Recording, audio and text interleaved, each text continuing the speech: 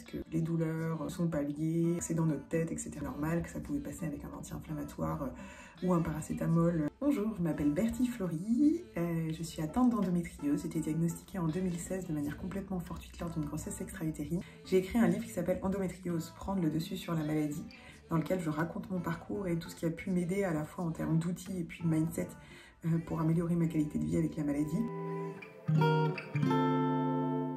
J'ai appris que j'étais atteinte d'endométriose lors d'une cœlioscopie pour une grossesse extra-utérine.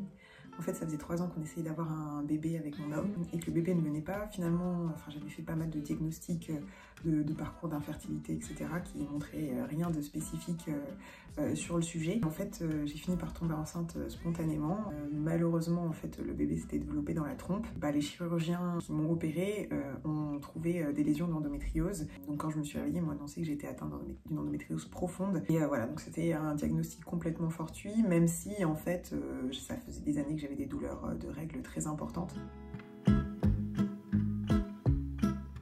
Aujourd'hui, vivre avec l'endométriose, ça veut dire plein de choses. Ça veut déjà dire de l'errance diagnostique, parce qu'en fait, des femmes vivent avec l'endométriose sans savoir qu'elles en ont. Il faut plus de 7 ans pour diagnostiquer l'endométriose. C'est vivre avec la maladie, souffrir, avoir énormément de douleurs et d'autres troubles, comme des troubles digestifs, des troubles urinaires, de l'infertilité, sans être cru, sans avoir des solutions pour être soulagé, puisque quand c'est pas diagnostiqué, on peut pas être accompagné correctement. Donc c'est une errance diagnostique hyper longue, hyper difficile à vivre, impactante en termes émotionnels aussi, puisque on nous répète que les douleurs sont pas liées, c'est dans notre tête, etc. Donc c'est d'abord une errance diagnostique.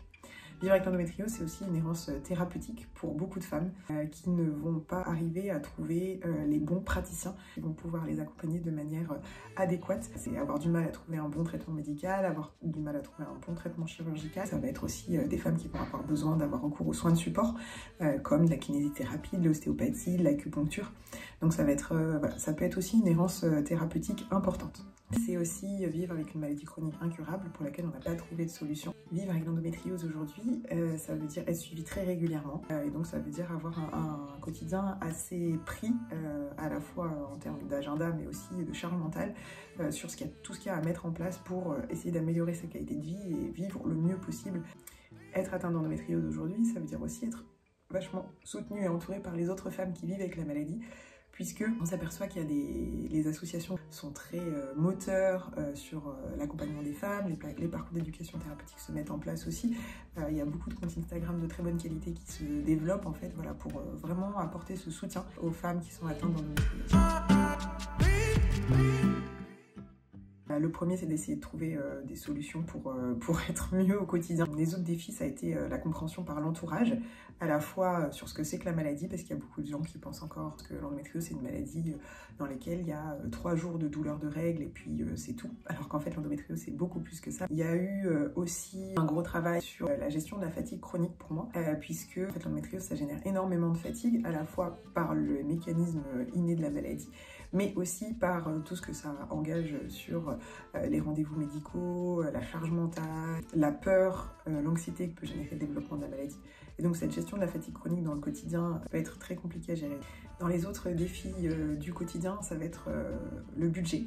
Ça, on n'en parle pas trop, mais les vrais spécialistes, les meilleurs spécialistes sont souvent très chers, à part quand on est suivi à l'hôpital. Et puis le dernier défi, qui est le plus important, c'est d'accepter de vivre avec une maladie chronique. Et ce travail d'acceptation, il est relativement long, et puis il est comme pour les autres maladies, il est en dents de scie, c'est-à-dire que quand ça va mieux, l'acceptation est plus facile.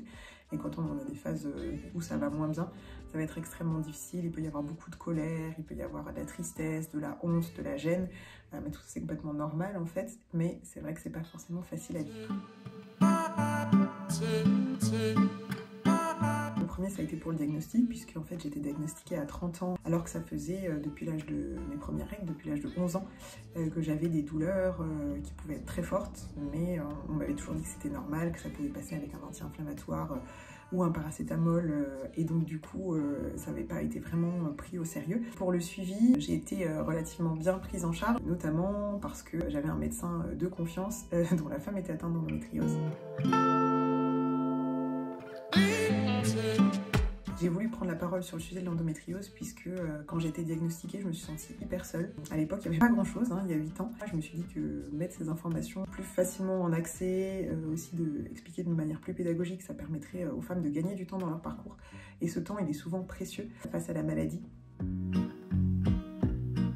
Info Endométriose, EndoFrance et EndoMind qui font un travail remarquable d'information, de sensibilisation, de plaidoyer, notamment auprès des institutions publiques et politiques pour que la cause des femmes atteintes d'endométriose soit davantage entendue. Dans les hôpitaux, dans les CHU ou dans certaines cliniques privées, il y a des parcours qui permettent aux femmes de mieux comprendre la maladie et de découvrir des outils qui leur permettent d'améliorer leur qualité de vie.